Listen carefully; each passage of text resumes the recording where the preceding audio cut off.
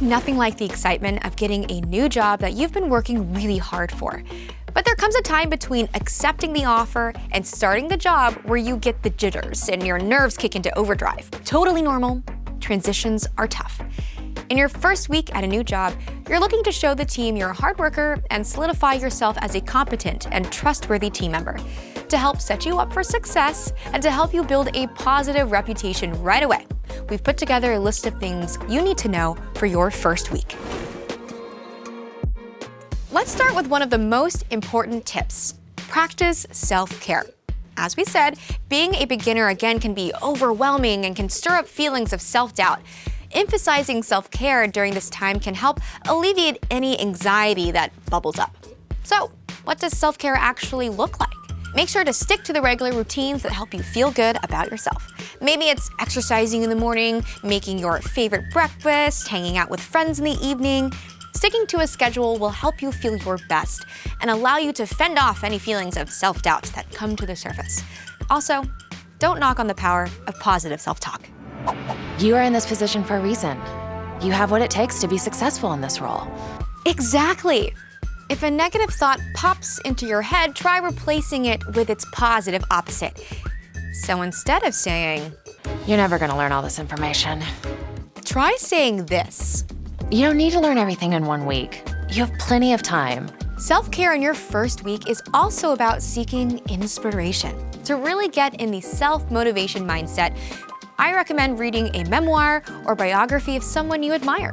Maybe it's written by a famous business leader or a self-help author.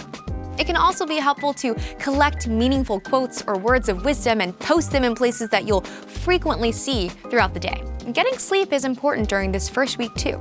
Mountains of research prove the connection between sleep and creativity, confidence, leadership, all qualities you want to demonstrate in your first week of work. A good day really does start the night before, so make sure you prioritize rest that first week, and honestly, every week. We've covered the value of self-care. Now let's talk about getting to know your workplace. If you're working in an office, take some time to learn the layout. Check out where the bathrooms are, where meetings are held, what's the coffee situation, that kind of thing. If you're remote, make sure your setup fits your new needs. Take time to get your email and messaging platforms up and running. Check out any other software that you'll need to use for your job. And make sure everything is downloaded and working properly. If you haven't used one of these new technologies before, don't sweat it. There are plenty of online tutorials that can help you get things sorted. Also, you can ask a new teammate to show you the ropes. If you work in person, offer to buy them a coffee as a thank you.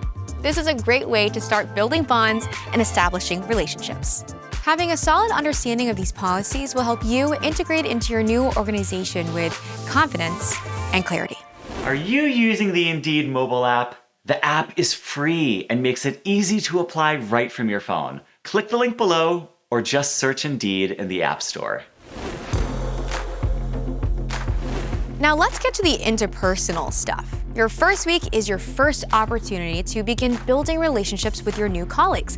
This is so important. Multiple studies show that positive interpersonal work relationships can boost happiness, increase motivation, and unlock creativity.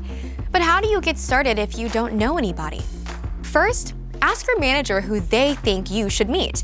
This will begin to set your reputation as a person who takes initiative. And once you have your names, take a look to see what they do in the company. You can likely find this information on an organization chart or within their profile on your company's messaging system. If you're out of luck, you can always ask your manager directly. And once you know who to meet, send those people a brief note to ask if they'd be willing to talk to you.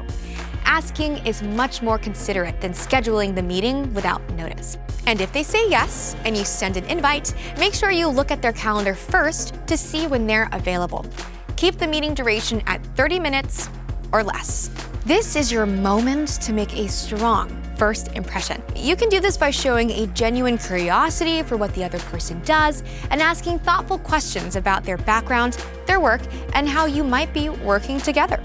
Thanks so much for meeting with me. I was told we might be working together down the road. Can you tell me more about your role? You can also ask what their preferred method of communication is and what time zone they work in. That way, you know the best way and the best time to get in touch with them. While I have you, I'd love to get a sense of how you prefer to communicate. Are there certain situations where you prefer emails to meetings or direct messages instead of emails?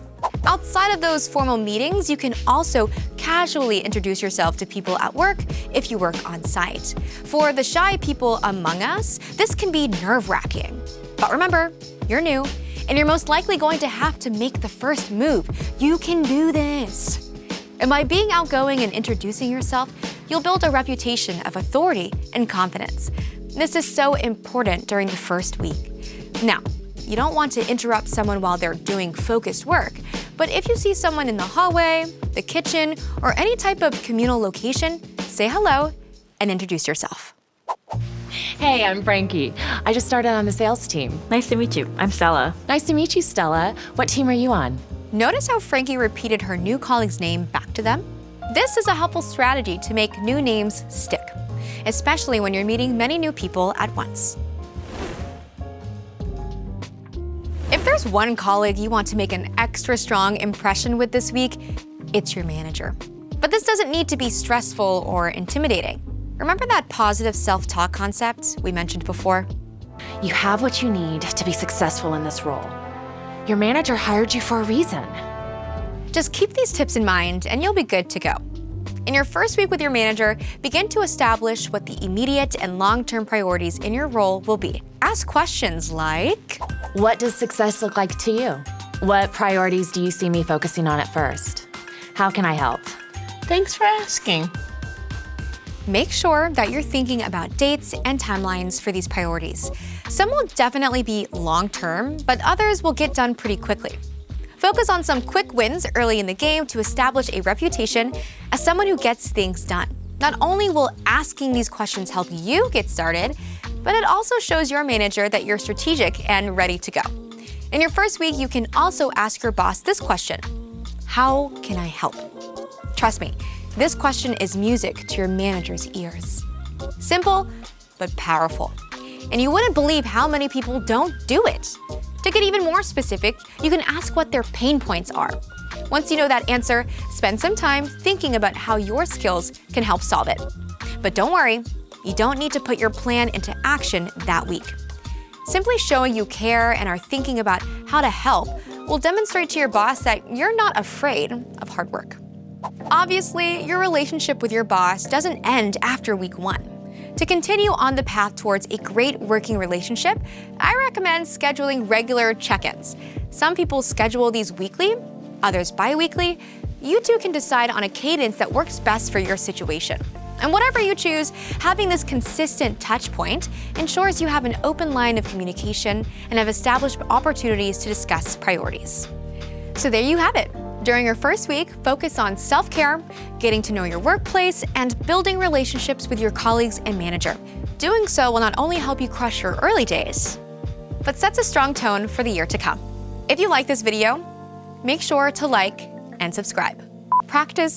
Oh, there's a bug on my nose. Did y'all see that? Okay, it's gone though. No, don't swap my face, it's gone now.